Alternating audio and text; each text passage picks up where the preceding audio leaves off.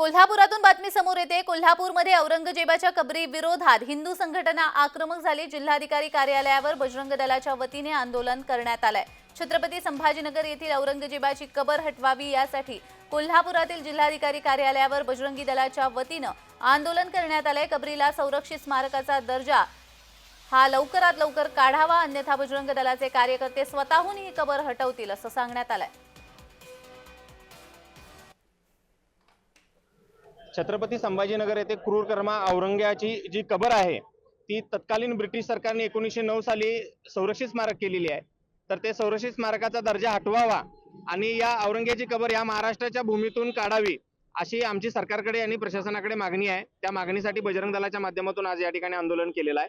जर वेळीच प्रशासनाने याची दखल घेऊन जर ती औरंग्याची कबर हटवली नाही तर चलो छत्रपती संभाजीनगर संपूर्ण महाराष्ट्रासह भारतातून कारसेवेसाठी छत्रपती संभाजीनगर येथे बजरंग दलाचे कार्यकर्ते येतील।